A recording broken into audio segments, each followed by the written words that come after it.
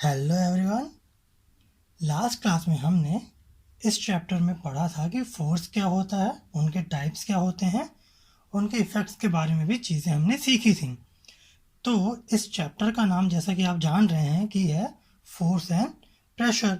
तो उसका एक पार्ट हमने जो फोर्स का है वो कंप्लीट कर लिया था, और जो सेकंड पार्ट है जो कि प्रेशर है, इसे हम आज से शुरू करेंगे।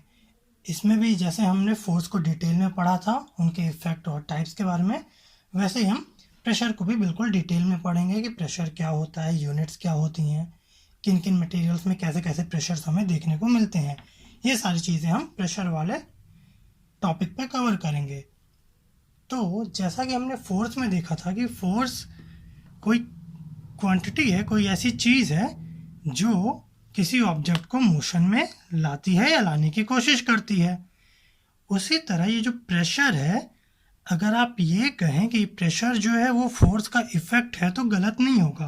कहने का मतलब क्या, मान लीजिए ये शीट, ये कोई ऑब्जेक्ट है, हमने इसके ऊपर इस पेन से कोई ऐसा फोर्स लगाया, तो फोर्स लगाया तो इसके बदले में इसके ऊपर जो इफेक्ट जनरेट हुआ उसे ही हम प्रेशर कह रहे हैं। अगर हम डेफिनेशन की ओर बढ़ते हैं, डेफिनेशन पे जब जाएंगे तो हम बेटर समझ पाएंगे कि ये प्रेशर है क्या, और है तो ये फोर्स से कैसे डिफरेंस है इसके अंदर और फोर्स के अंदर। तो प्रेशर जो है, प्रेशर की डेफिनेशन जो है वो कहती है कि pressure can be defined as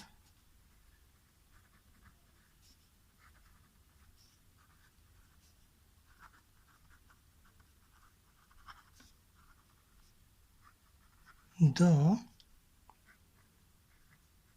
force acting on a unit area of the object। कहने का क्या मतलब, ये कह रहा है कि प्रेशर वो चीज़ है जो हमें एज अ रिजल्ट मिलती है जब कोई फोर्स किसी यूनिट एरिया पे अप्लाई किया जाता है। कहने का मतलब क्या, मान लीजिए ऐसा ये कोई ब्लॉक है,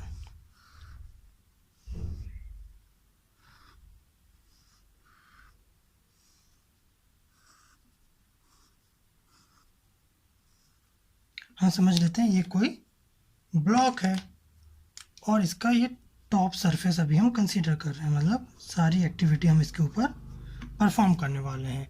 ये मान लेते हैं कि कोई टॉप सरफेस है जिसका एरिया, ये जो लेंथ है ये हम मान लेते हैं ए है, और ये जो विड्थ है इसे हम मान लेते हैं कि ये बी है।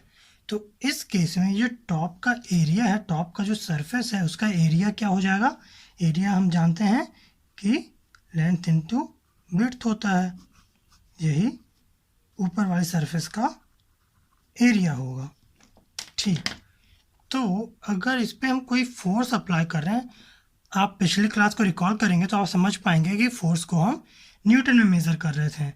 तो इस केस में अगर हम माने कि इस बॉडी के ऊपर यहाँ से हमने एक फोर्स लगाया,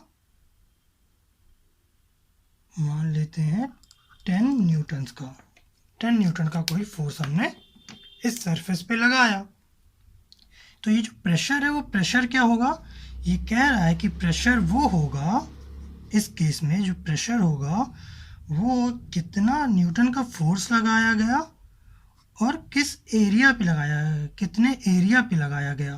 तो एरिया क्या हमारे पास, ए इंटू बी। बस इतनी सी चीज़ थी प्रेशर के बारे में जानने के लिए। प्रेशर क्या है, कितना अमाउंट का फोर्स कितने एरिया पे लगाया गया, उसे ही हम कह रहे हैं कि प्रेशर है। ठीक, तो यहाँ से अगर हम फॉर्मूला की बात करें तो हम क्या लिख सकते हैं कि pressure will be equal to force upon area. ऐसे ही हम क्या कह रहे हैं, pressure will be equal to force upon area, यही चीज़ यहाँ पे नोटेशन के साथ लिखी है। ठीक, तो जैसा कि हम यहाँ पे देख रहे हैं कि ये जो प्रेशर है ये इस एरिया पे डिपेंड कर रहा है। मतलब अगर ये एरिया घटेगा बढ़ेगा तो ये जिस अमाउंट का फोर्स है वो भी घटेगा या बढ़ेगा। तो इस बात को समझने के लिए अपन कुछ डेली लाइफ के एग्जांपल देखने की कोशिश करते हैं।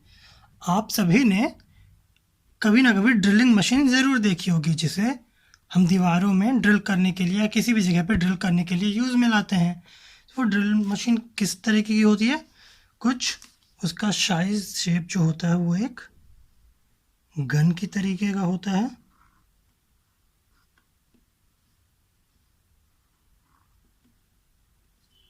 आप जस्ट एग्जांपल के लिए इस चीज़ को समझिएगा।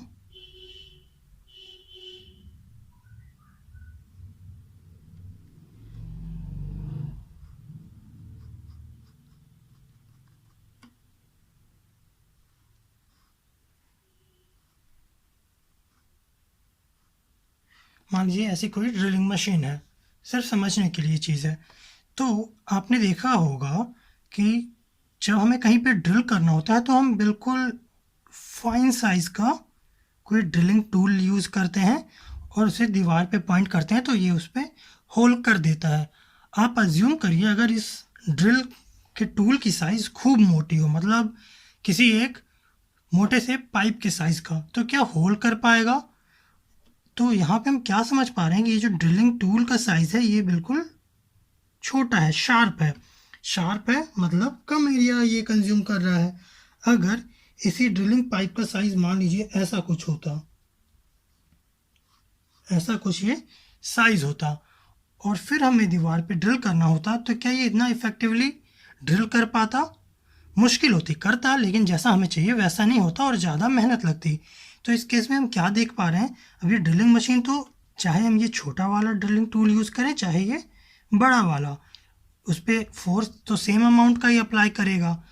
तो जब हम ये बात समझ चुके हैं कि ये जो छोटा टूल है ये ज़्यादा इफेक्टिव ड्रिल कर पा रहा है इस बड़े टूल के कंपेयर में, तो ये भी बात हमें समझने में दिक्कत नहीं होगी कि इसका एरिया कम है इस बड़े टूल के कंपेयर में। तो यहाँ से हम क्या समझ पा रहे हैं कि जो प्रेशर है वो एरिया पे डिपेंड करता है। तो ये सारी चीज़ें हम नोट कर लेते हैं। पहले तो हम इसके यूनिट की बात करते हैं कि इसकी यूनिट क्या हो सकती है। प्रेशर की यूनिट हम देखने वाले हैं। फोर्स को हम मेज़र करते हैं न्यूटन में, एरिया को मेज़र करते हैं हम मीटर स्क्वायर में, एसआई यूनिट की बात करें तो इस तरीके से प्रेशर की यूनिट हम लिख सकते हैं कि न्यूटन पर मीटर स्क्वायर होगी। और इसी को एक बहुत ही पॉपुलर नाम दिया जाता है, उसे हम कहते हैं पास्कल। इसे हम PA से भी डिनोट करते हैं। ठीक, तो ये बात हो गई प्रेशर के डेफिनेशन की, फॉर्मूले की और यूनिट की। और एक चीज़ और हमने क्या देखी कि ये एरिया पे डिपेंड करता है। तो अपन लिख सकते हैं the effect of force depends on the area of the object on which it acts. कि फोर्स का जो इफेक्ट है वो किस एरिया पे वर्क कर रहा है उसके ऊपर भी डिपेंड करता है। तो ये चीज़ें थी जो थोड़ी सी बातें हमें प्रेशर के बारे में पता होनी चाहिए थी। और देखते हैं प्रेशर के बारे में क्या देख सकते हैं। हमने प्रेशर के लिए क्या फॉर्मूला देखा अभी थोड़ी देर पहले। हमने देखा कि प्रेशर जो है वो फोर्स अपॉन एरिया के इक्वल होता है। तो जैसे अभी हमने देखा कि ये जो प्रेशर था ये कैसे एरिया पे डिपेंड कर रहा है, और यहाँ पे हमें प्रेशर के इक्वल में दो चीज़ें दिख रही हैं। एक तो हमें ये दिख रहा है कि ये जो प्रेशर है ये फोर्स पे डिपेंड करेगा, और यही सेम प्रेशर जो है एरिया पे भी डिपेंड करेगा। अब ये सिंपल सी बात है समझने के लिए कि आप जितने अमाउंट का फोर्स अप्लाई करेंगे उतना ही ज़्यादा प्रेशर होगा। और यही चीज़ इस फॉर्मूले से भी हम समझ पा रहे हैं। कैसे? यहाँ पे हम देख पा रहे हैं कि जो प्रेशर है ये फोर्स के डायरेक्टली प्रोपोर्शनल है। और यहाँ पे हम देख पा रहे हैं कि ये जो प्रेशर है ये इन्वर्सली प्रोपोर्शनल है एरिया के, या यूं कहें कि 1/a के डायरेक्टली प्रोपोर्शनल है। एक ही बात है। तो ये एरिया वाले केस में हमने क्या देखा था कि ये एरिया अगर कम हो तो जो प्रेशर है वो ज़्यादा होता है, और यही मतलब होता है इन्वर्सली प्रोपोर्शनल का भी। और अगर फोर्स की बात करें तो ये फोर्स जितना ज़्यादा होगा प्रेशर भी उतना ही ज़्यादा होगा। तो यहाँ से हमने दो चीज़ें सीख ली कि ये प्रेशर फोर्स और एरिया पे डिपेंड करता है, और न केवल डिपेंड करता है, ये ऐसे डिपेंड करता है कि अगर हम फोर्स बढ़ाएंगे तो प्रेशर बढ़ेगा, एरिया बढ़ाएंगे तो प्रेशर घटेगा, क्योंकि ये इसके डायरेक्टली और इसके इनवर्सली प्रोपोर्शनल था। ठीक है, आगे देखते हैं। तो यहाँ से हमने एक चीज़ सीख ली कि जो फोर्स है अगर लार्ज एरिया पे अप्लाई किया जाए तो वो लेस प्रेशर प्रोड्यूस करेगा, और अगर वही सेम अमाउंट का फोर्स स्मॉल एरिया पे अप्लाई किया जाए तो लार्ज अमाउंट का प्रेशर प्रोड्यूस करेगा। तो ये चीज़ हम लिख सकते हैं, when a force acts over a large area of an object, it produces a small pressure. But if the same force acts over a small area of an object, it produces large pressure। यही चीज़ हमने देखी थी वो drill वाले example में भी। तो यहाँ से हम ये कह सकते हैं, thus we can say that the same force can produce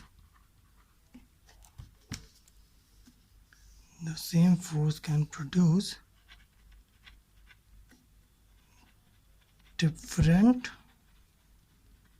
pressure depending on the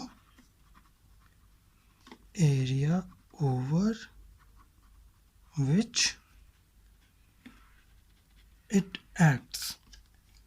क्या कहा हमने कि अगर कोई फोर्स लार्ज एरिया पे अप्लाई करेंगे तो स्मॉल प्रेशर आएगा, और वही सेम अमाउंट का फोर्स अगर स्मॉल एरिया पे लगाएंगे तो लार्ज प्रेशर आएगा। मतलब ये जो फोर्स है जिसकी वजह से प्रेशर प्रोड्यूस हो रहा है ये एरिया पे डिपेंड करता है।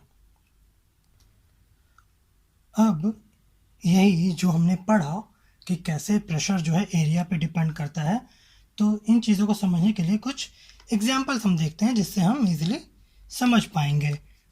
बेसिक एग्जांपल्स लेंगे ताकि आप रिलेट कर पाएँ। हम किसके एग्जांपल्स देखने वाले हैं? हम इस बात के एग्जांपल्स देखने वाले हैं कि प्रेशर जो है कैसे एरिया पे डिपेंड करता है। ठीक है, आपने देखा होगा आपके जो स्कूल्स बैग होते हैं, मान लीजिए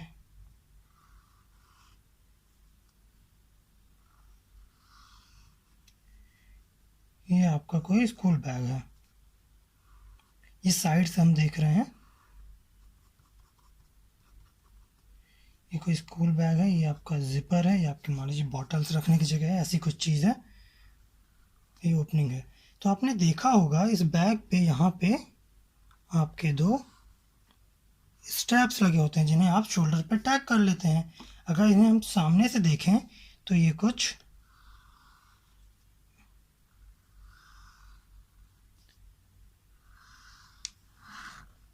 इस टाइप के कुछ दिखते हैं, ठीक।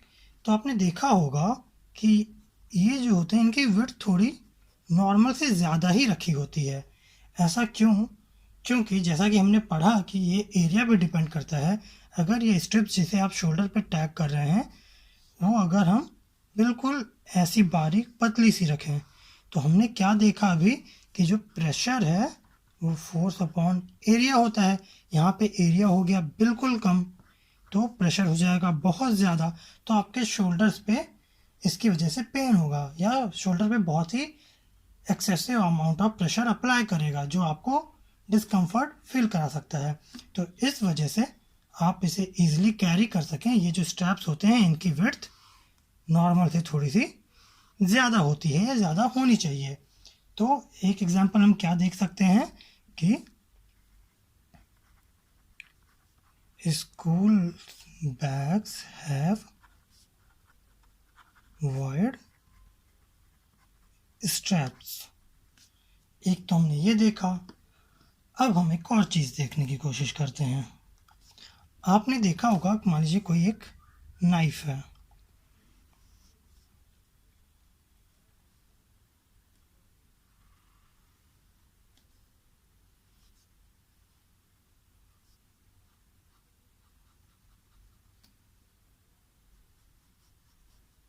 ये कोई नाइफ है जिसका ये शार्प एज है।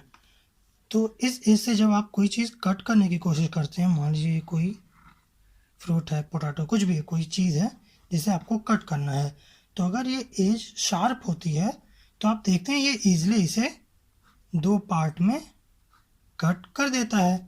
लेकिन आपने कभी कभी देखा होगा कि अच्छा आप चलिए मान के चलते हैं आपने ब्लंट एज का नाइफ नहीं देखा होगा, आप अब क्या करिए इस नाइफ को उल्टा कर दीजिए। कहने का मतलब ये पार्ट इधर कर दीजिए, ये पार्ट इधर, मतलब जिधर शार्प एज नहीं है आप उधर से कट करने की कोशिश करिए, तो आप देखेंगे आप ईजिली उसे कट नहीं कर पाएंगे। ऐसा क्यों हो रहा है? फिर से यही चीज़ क्या हुआ, जब आप देखते हैं शार्प एज साइड तो उसकी थिकनेस बिल्कुल कम होती है, और जब आप इसे थिक साइड देखते हैं तो इसकी थिकनेस इसके कंपेयर में थोड़ी तो ज़्यादा होती है। तो फिर से यही चीज़ सामने आती है प्रेशर के फॉर्मूले वाली बात कि अगर ये बिल्कुल शार्प एज है, बिल्कुल थिन एज है, तो थिन एज है तो इसका एरिया भी लेस होगा इसके कंपेयर में, और अगर इसकी एज ये थिक है तो इसका एरिया इसके कंपेयर में ज़्यादा होगा। और हम जानते हैं जब एरिया कम हो तो उस केस में प्रेशर ज़्यादा अप्लाई होता है, ज़्यादा प्रेशर अप्लाई होगा तो ईजिली कट जाएगा, और इस केस में अगर एरिया ज़्यादा है तो प्रेशर कम अप्लाई होगा, प्रेशर कम अप्लाई होगा तो कट करने में थोड़ी सी डिफ़िकल्टी हमें फेस करनी पड़ सकती है। तो एक एग्जांपल हम और क्या देख सकते हैं कि sharp edge of knife cuts better than the blunt edge. क्या कहा हमने कि शार्प एज जो है नाइफ का वो बेटर कट करता है ब्लंट एज की कंपेयर में। और एक दो एग्जांपल्स देखते हैं उसके बाद काफ़ी हो जाएंगे आपको चीज़ें समझने के लिए। अच्छा, आप कई बार डॉक्टर्स के यहाँ गए होंगे, ठीक। आपने देखा होगा कि ऐसी कोई चीज़ है, आप खुद समझ जाएंगे हम किसकी बात कर रहे हैं।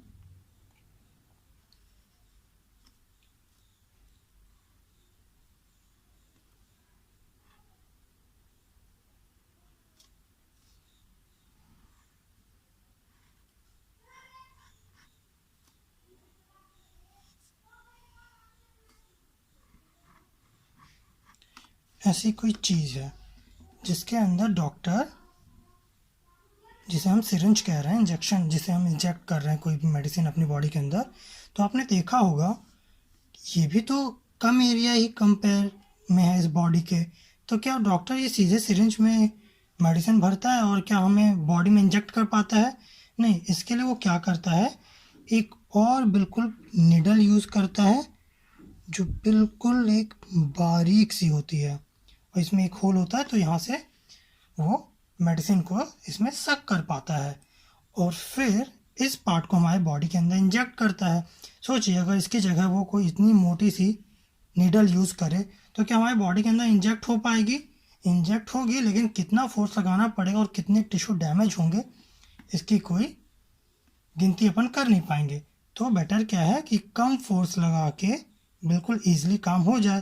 तो इस फॉर्मूले से अपन क्या जानते हैं, वही सेम चीज़ कि अगर एरिया कम रखेंगे तो कम प्रेशर पे भी काम चल जाएगा। इस वजह से ये बिल्कुल शार्प एज जो होती है नीडल की वो बिल्कुल पतली सी होती है। तो इसके भी एक एग्जांपल की तरह हम लिख सकते हैं कि tip of the needle is sharp. क्यों? क्योंकि इजीली कम प्रेशर पे वो इंजेक्ट की जा सके। ठीक है, तो इतनी सारी चीज़ें थी जो आपको प्रेशर के रिलेटेड पढ़नी थी। तो इससे आपका प्रेशर का इंट्रोडक्शन कंप्लीट हो जाता है।